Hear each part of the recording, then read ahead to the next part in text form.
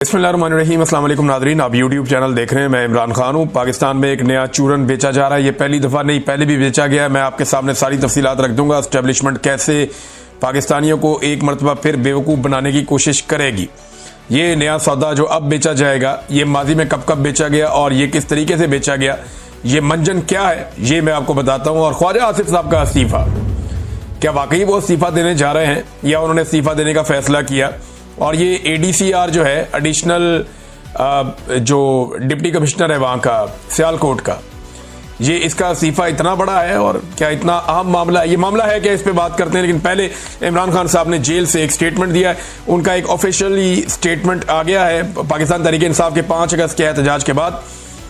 उन्होंने कहा, जी जुल्म और जबर के बदतरीन दौर में 5 अगस्त की कॉल पर पाकिस्तानी कौम का बड़ी तादाद में निकलकर एहतजाज रिकॉर्ड करवाना ना सिर्फ काबिल तारीफ है, बल्कि मुल्क पर छाई जुल्म की अंधेरी रात में तुलुए सहर की नवीद है। अवाम ने जैसे तमाम तर फस्तायत के बावजूद कल सड़कों पर निकलकर अपनी आईनी हुकूक के लिए एहतजाज रिकॉर्ड करवाया, वो काबिल तहसीन था। मैं बिलखसूस पंजाब की अवाम को खराज तहसीन पेश करता हूँ, जिन्होंने छापों और गिरफ्तारियों के बावजूद खौफ के सब बुतों को तोड़ दिया। सिंध, बलूचिस्तान, गिलगित बल्तिस्तान, आज़ाद कश्मीर, पंजाब और खैबर पख्तूनख्वा की अवाम जिस तादाद में 5 अगस्त को मुल्क गिर एहतजाज में शामिल हुए, वो शाबाश के मुस्तहिक हैं। लीडरशिप पर प्रेशर के बावजूद भरपूर मुल्क गिर एहतजाज अवामी शऊर और बेदारी का शानदार मजहर है। पाकिस्तान की तारीख में आज तक किसी डिक्टेटर के मार्शल दौर में इस कदर जुल्म नहीं हुआ जितना आसिम लॉ में आसिम मुनीर कर रहा है। मौजूदा दौर का मवाजना ना सिर्फ याया खान के दौर से किया जा सकता है, जब अवामी राय को रोंदने की गर्ज से मुजीबुर रहमान की पार्टी और अवाम पर फस्तायत के पहाड़ तोड़े गए और महज अपने इक्तदार के लिए मुल्क को दो लख्त कर दिया गया था। आज मुल्क में जो हो रहा है वो सकूते ढाका के दौर की याद ताज़ा करता है। तब भी जमहूरियत का गला घोंट कर कानून की बालादस्ती का मुकम्मल खात्मा कर दिया गया था। मीडिया की आज़ादी और एहतजाज का हक छीन लिया गया था और मुल्क में सिर्फ जंगल का कानून नाफिज था।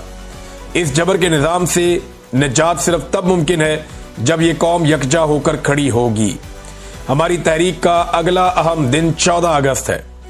ये वो दिन है जब हमारे आबाओ अजदाद ने कुर्बानियां देकर अंग्रेजों से तो आज़ादी हासिल कर दी थी, लेकिन कौम आज तक हकीकी आज़ादी से महरूम है। इस मुल्क में जब तक आइन और कानून की बहाली नहीं होगी, आज़ादी नहीं मिलेगी।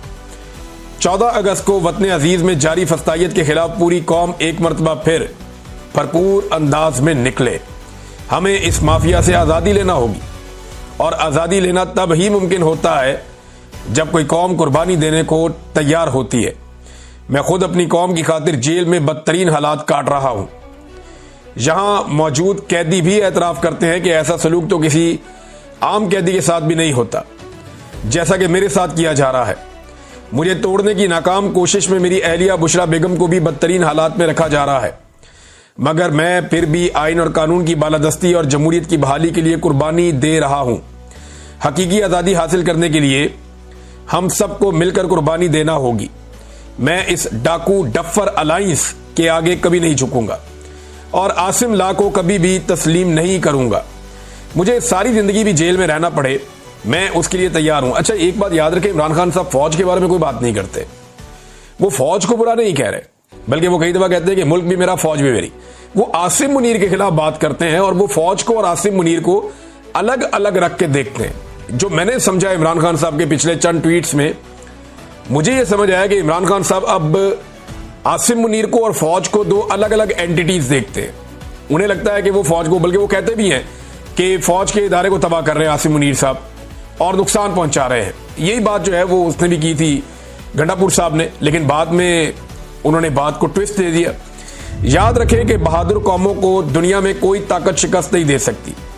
तमाम पाकिस्तानी जेल जाने का खौफ अपने दिल से निकाल दें। मेरा तहरीक इंसाफ के जिम्मेदारान को भी खसूसी पैगाम है कि अपने दिलों से जेल का डर निकाल कर लोगों की क़यादत करें और जमहूर की आवाज़ पर लब्बैक कहते हुए क़यादत फराहम करें। खैबर पख्तूनख्वा में ऑपरेशन सिर्फ और सिर्फ तहरीक इंसाफ को कमजोर करने के लिए हो रहा है। ऐसा ही ऑपरेशन ANP के दौर में भी किया गया था और मुशर्रफ दौर की नाकाम पॉलिसियों को अपनाकर ANP खैबर पख्तूनख्वा में खत्म होकर रह गई। मेरा हमेशा यह मौक़िफ़ रहा है कि फौजी ऑपरेशन किसी मसले का हल नहीं होता, बल्कि इससे दहशतगर्दी, नफरत और तबाही मजीद फैलती है। कबायली इलाकों में कोई नया ऑपरेशन हरगिज़ नहीं होना चाहिए। वहां के मसाइल का हल मकामी और अवाम के मुंतखब नुमाइंदों की बातचीत से ही मुमकिन होगा। सिर्फ अफगानिस्तान से रद्द-ए-अमल की उम्मीद में अफगान मुहाजिरीन को जिस बेदर्दी से बेदखल किया गया वो भी अफसोसनाक है। अफगानिस्तान से कोई रद्द-ए-अमल नहीं आया तो अपने ही लोगों पर बंदूक उठाकर हालात खराब करने की अफसोसनाक कोशिश की जा रही है। एक मरतबा फिर वाज़ेह कर रहा हूं कि जिन मेंबरान असम्बली को ना हक ना अहल किया गया है उनकी नशस्तों पर कोई इंतखाब नहीं लड़ेगा। इन लोगों ने तमाम मुश्किलात के बावजूद तहरीक इंसाफ पर यकीन किया और पार्टी का साथ नहीं छोड़ा, लिहाजा ये सीटें उन्हीं का हक है। ज़िमनी इलेक्शन में हिस्सा लेने का मतलब यह होगा कि हम उनके नाजायज अमल को जायज करार दे रहे हैं।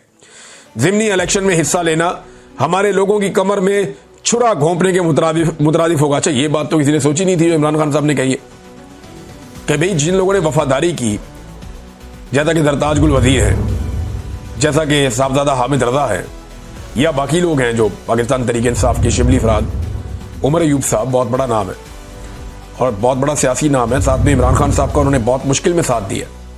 अगर इनकी जगह पे दूसरे उम्मीदवार खड़े किए जाएंगे तो ये तो इनकी पीठ में छुरा घोंपने के मुतरादिफ होगा कि जनाब आपने अपनी लड़ाई लड़ ली, आपको फारिग कर दिया गया तो हमने भी आपको फारिग कर दिया।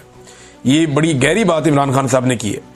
आइन और कानून की बहाली के लिए कामयाब ऑल पार्टीज कॉन्फ्रेंस के इनेकाद, कौमी डायलॉग के आगाज और अहम कौमी मसाइल के हल पर मुतफ़िक़ा तजावीज़ पेश करने पर तमाम शुरका और ऑर्गेनाइजर खसूसन तहरीक तहफ़्फ़ुज़ आइन के ओहदेदारान मुबारकबाद के मुस्तहिक हैं। ये इमरान खान साहब ने जेल में बातचीत की और इस बातचीत को ऑफिशियली पाकिस्तान तहरीक इंसाफ ने ट्वीट कर दिया। अब आ जाए नाज़रीन उन खबरों की तरफ जो फैलाई जा रही हैं और जो फैल रही हैं। जाहिद गिशकोरी साहब की खबर देख लें, फिर यह खबर मोहम्मद मालिक साहब ने दी, फिर कुछ और लोगों ने भी दी। मोहम्मद मालिक साहब फरमाते हैं कि 2 लिस्टें बन रही हैं और ये लिस्टें जैसे उन्होंने बात की तो उनसे अंदाजा होता है कि वो एस्टेब्लिशमेंट की बात कर रहे हैं। जून और जुलाई में 2 बड़ी अहम मीटिंग्स हुई और ये बड़ी अहम शख्सियत ने मीटिंग की। अहम शख्सियत पाकिस्तान में आर्मी चीफ होता है और कोई अहम नहीं होता। तो बहरहाल ये तो अब वो बता सकते हैं, लेकिन पाकिस्तानी मीडिया पे आप नाम नहीं ले सकते ना। तो उन्होंने कहा जी, उन्हें बताया गया कि 2000 अरब से जायद पिछले 2-3 सालों में करप्शन हो गई है। ये 2-3 सालों में, जब से आर्मी चीफ हैं आसिम मुनीर साहब और जब से रिजीम चेंज ऑपरेशन किया था जनरल बाजुआ ने, तब से लेकर अब तक 2000 अरब से ज्यादा की करप्शन होगी, उनको यह बताया गया। फंड में करप्शन और इदारों के लोग शामिल हैं, जो फंड तरक्याती दिए जाते हैं उसमें भी करप्शन हो रही है, इदारों के लोग भी बीच में शामिल हैं और इदारा इन्वॉल्व हो गया। इदारा इन्वॉल्व होने का मतलब ये होता है कि फौज इन्वॉल्व हो गई। इदारा एक ही, जब इदारा कभी कोई सहाफी बोले ना कि इदारा ये सोचता है या इदारा ये कहता है, तो इदारे का मतलब होता है फौज। तो कह रहे हैं इदारा इन्वॉल्व हो गया और अब एक लिस्ट बन रही है जिसमें पहले 500 केसेस पकड़े जाएंगे। इनमें कुछ सियासतदान शामिल किए हुए, ब्यूरोक्रेट शामिल किए हैं, लटरम पटरम इधर उधर से, और जनाब रिकवरी की जाएगी। और ये टारगेट रखा गया कि 500 अरब भी पहले रिकवर हो जाए शुरू में, तो ये एक अच्छा स्टार्ट हो जाएगा। ये तो अब एक खबर दी ना। दूसरी, जाहिद गिशकोरी साहब ने खबर दी। उनकी खबर के मुताबिक पाकिस्तानी हुकूमत को 58,000 पाकिस्तानियों के बारे में डाटा मिल गया जिनके बैरून मुल्क असासे, अकाउंट्स हैं और जायदादें हैं। इन असासों की कुल मालियत $8 अरब है और ये 58 ममालिक में फैले हुए हैं। हाजिर और रिटायर्ड सरकारी अफसर भी इस फहरिस्त के अंदर शामिल हैं, जिनकी तादाद 750 है। फहरिस्त में शामिल दीगर अफराद में 56 सियासतदान, 300 बड़े और छोटे ताजिर और 37,000 पाकिस्तानी शामिल हैं, जिन्होंने गुज़िश्ता 15 सालों में अपनी शहरियत तर्क कर दिया, पाकिस्तानी शहरियत छोड़ के बाहर चले गए।